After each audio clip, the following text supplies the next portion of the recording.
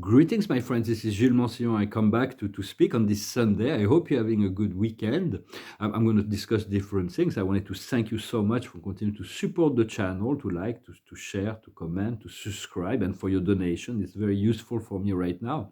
And if you want a private session, you can send me an email. I'm gonna discuss a couple of ideas. The first one, I'm going to talk about the spiritual nature of trees. I have a friend who's implicated in a program with trees on the planetary level to return everybody to the natural abundance and a change of calendar, all kind of things. It's a bit complex for me. I'm going to try to see if I can assist him. But trees are universal beings in reality. The more they grow, the more consciousness they have. But they all have this connection to an etheric ruby that connects them on a universal level. They're not only connected to all the trees on the planet, the tree is not connected to all the other trees, but all the trees throughout the whole universe. So they're very universal trees, and they're able to communicate and share on many, many levels that's utterly beyond our ability to perceive. And so those trees, it's like on the etheric level. So and they share energy with each other. They communicate with each other all the time. And the druids used to know the science of trees. When you say you're going to touch wood, it's because the druid would take the person to as a certain wish or a certain need for healing or whatever, a desire he wants to fulfill, and the druid would take him to the right tree. Each tree has a very unique function, qualities, abilities, so it's like they said, we will recognize them by their fruits. What we produce is really like Isis and Osiris is the orange trees. And so it's like trees have a lot of wisdom, and they're like the wisdom of the trees, where it's like Celtic knowledge that will return. So to make connection with a tree, you need to face the tree, and you want to hug him. You want to hug the tree. When you do that, you said, "I am," like I said, "I am Gilles Mancillon," and you say your name. When you said, "I am," I greet you. I am who you are. Just say your name. That will allow the elemental within the tree to recognize your unique divinity, and you create this bond, this connection from the roots all the way to the expansion in the sky. And when you return, when you return to see that tree that you made connection to, you will know, he will recognize you, he will remember you. For trees are essentially, they know everything that's going on within their physical realm. They record everything that they've seen, and they discuss it with each other, which is kind of interesting. There's some old forests. Sometimes there's some very dark things that happen in those forests. Those trees have been really charged with, but the elementals are moving forward. The more enlightened negative elementals are being released, so there's not to worry about. But the trees, they discuss what's going on, and the way they perceive humanity is as just as little children. In truth, sometimes I admire the stoicism of the tree. No matter what happened, the tree will continue to be the tree, just regardless of what happens. And it's like they live from love and water only.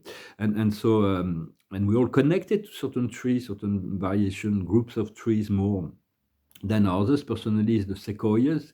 I have this strong connection to the sequoias in North America. Those are great interdimensional portals. They're like huge trees, and they're very ancient. But I'm connected to other trees as well, and so trees are really, they need carbon dioxide. It's like if we stop producing the carbon dioxide, then they would die, and they need that, and then they produce oxygen. So I'm just saying. Not to overdo it, but trees need that, and it's not good to put a light. When I see, I feel very sad when I go in the street in the cities, and I see those lights at night near the trees, and because the trees will get sick from because they sleep at night, and then when they have a light, they can't really, they're like insomniac, and they can't really function in that way. So it's like, let them sleep at night. Just those permanent lights are not really good to be near trees. I'm not saying we don't want to use the light at night to make the street safe, but try to make the consideration that trees need their sleep as well. I'm going to pull a few cards. The highest wisdom of the day is the observer of the day is the respect of the rule.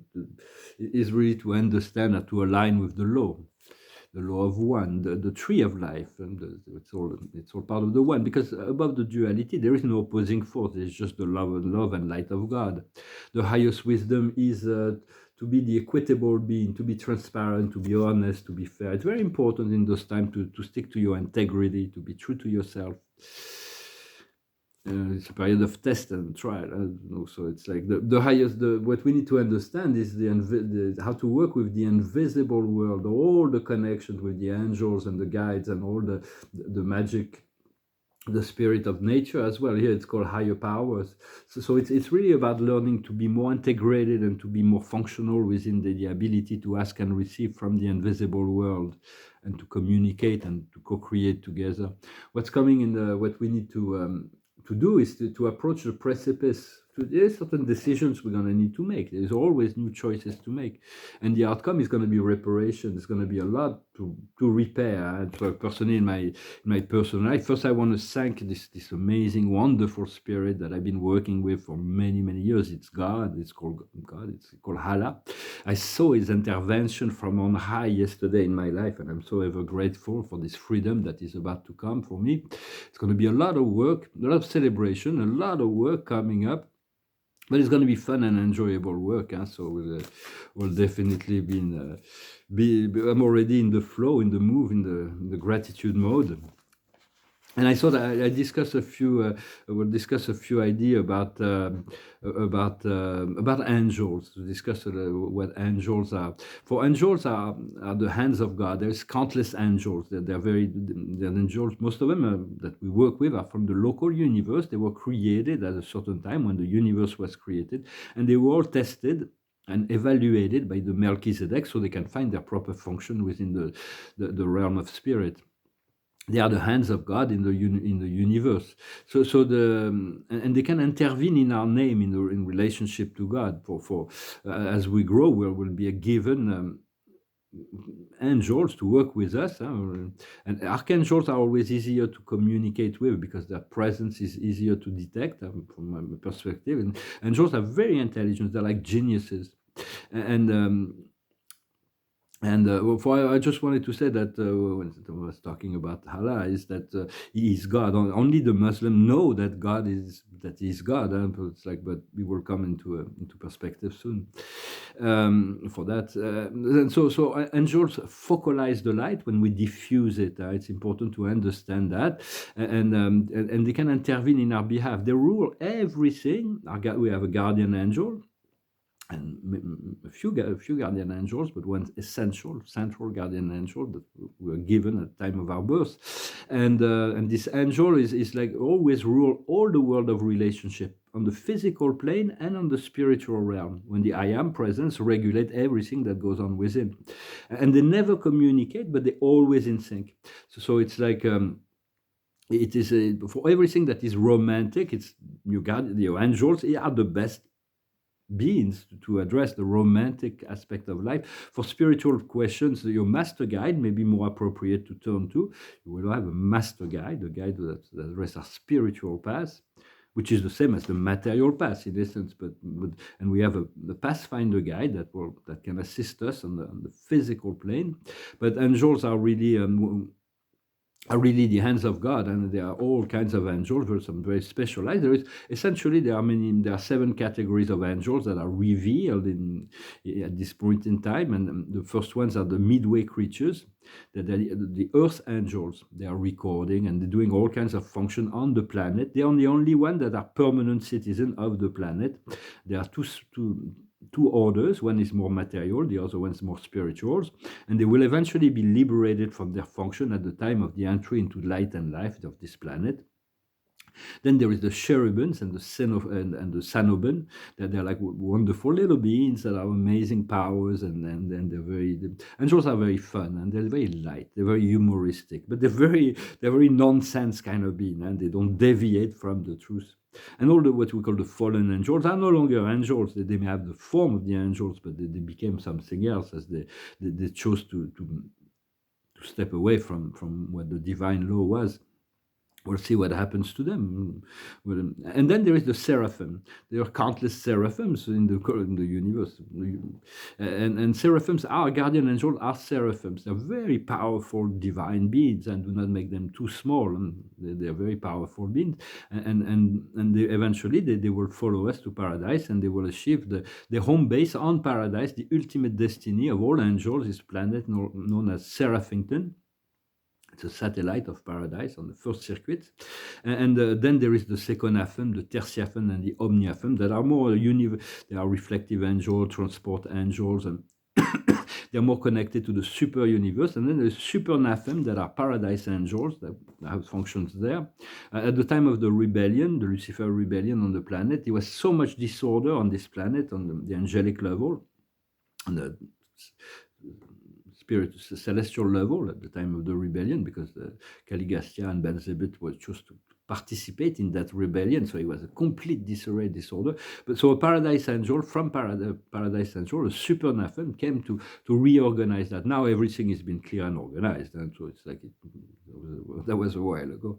And so we thank him, we send greetings to him and to all the angels and the archangels and all of the spirits that are in service of the planet in the higher planes for their higher councils. There is all kinds of higher dimensions that will unfold, and we'll come to know them. Well, I hope this message was interesting for you. I'm going to pull a few cards. Did I pull cards with? We'll pull a few cards with the card of the Akash.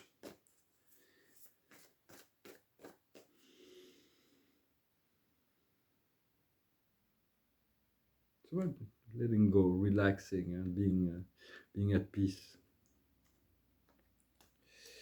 And continue to allow your I am presence to reveal to you, to show you what's important at any given time. The observer of the day is the mother, the great mother. It's the mother spirit of the planet that is also very essential, as well as the natural mother as well, but it's about nurturing. The highest wisdom is Atlantis, to regain all those memories, this knowledge of transcendental knowledge that we had on Atlantis. The memory will come back. What we need to understand is the Celtic memory, the connection to nature, the power of nature, the elementals within nature. They all withdrawn into seclusion after when the men came in with all those machines, but the naturalists, like Goethe, or what I don't know, it's called the romantic, they were all naturalists in a sense. This whole movement in literature was saying never the machines will be higher than nature, and nature will always be superior in consciousness and frequency as any machines. What we need to do is to hold the hand of the Father, God, whatever you conceive it, there is many aspects. It's all come from the heart. If you're true to your own self and belief, it doesn't matter what you call God. God is beyond name. He's all, and he's beyond name, and he's already mastered the universe before he created. He mastered every level of the universe, and so he's all powerful. So if you're gonna ask God, you can ask him. Whatever, or her, even Father, Mother, God, whatever you need, for they have the power to assist you in bringing those things into your life. And the outcome is to put an end to all battles and war. We've all had past life, or we were warriors. We fought enough battle. Now is a time of peace. The agenda of peace is primordial. It's like, and then it's going to be biblical. Once we figure it out, it's going to be biblical. It's going to be powerful. It's going to be a great time of shift, but also a time of when humans will have to reconsider a lot of their old beliefs with what is to come. Well, I hope this message was interesting for you. For me, I have this personal relationship I've been trying to avoid, but I can't avoid it, so I decided I would embrace it and let it come in the physical realm. But it won't come before I can bring my life in order, so it's really difficult. And I have this other relationship that's been aligned with God for a very long time, and I say, well, which one? I said, one is not incompatible with the other, so it's kind of surprising. Stay flexible. So I will. It's like sometimes it's like I have to, because I have certain beliefs in relationship, and now I'm like asked to open my heart to unfold more. So I'm going to finish with this song. I'm not sure I'm going to sing this song. It's a French song that talks about love. It's a song from an opera named Carmen of Georges Bizet. And it says that love has no law. You want to grab it, it will go. You lost it, it comes back. It's a very, very subtle, wonderful force, and it's the most powerful force in the universe. All the great masters have explained that. So this song is called Habanera. It's in French, but I'm sure you've heard it before. It goes like this. L'amour est un oiseau rebelle que nul ne peut apprivoiser. C'est bien en vain qu'on l'appelle, qu'il lui convient de refuser. Rien n'y fait menace ou prière, l'une parle bien et l'autre se tait, et c'est bien l'autre que je préfère. Elle n'a rien dit, mais elle me plaît. L'amour, l'amour, l'amour, l'amour est enfant de bohème. Il n'a jamais, jamais connu de loi. Si tu ne m'aimes pas, je t'aime. Et si je t'aime, prends garde à toi. Tom, tom, tom. L'oiseau que tu croyais surprendre battit de l'aile et s'envola. L'amour est loin, tu peux l'attendre, tu ne l'attends plus, il est là. Tout autour de toi, vite, vite, il vient, il s'en va, puis il revient. Tu crois le tenir, il t'évite, tu crois aller vite et il revient. L'amour, l'amour, l'amour, l'amour est enfant de bohème. Il n'a jamais, jamais connu de loi. Si tu ne m'aimes pas, je t'aime. Et si je t'aime, prends garde à toi. Amazing. This from Carmen. Carmen, it's an opera. It's the first opera. I had this. I didn't like opera when I was young, and then I had this cassette tape. I was living in Los Angeles. I put it in my car. It was the opera Carmen by Maria Callas, and I really fell in love with this opera. And then I discovered other opera. Hopefully, when I get to Paris, maybe I'll have a chance to go see operas again. So let's see the observer of the day is generosity, not to be severe and not to have judgment, to also be generous, both spiritually and materially, to have no judgment, to be generous in your thoughts, as well as generous physically. It's important to always to keep this generosity active. The highest wisdom is protection, to know you are protected by your angels, by your master guide, by the creator, and you can call on, you can activate new level of protection. If you feel like you need a protector, call on the Archangel Michael. It's always good to send angels in situation as a preventing measure, to ask them to assist in the situation.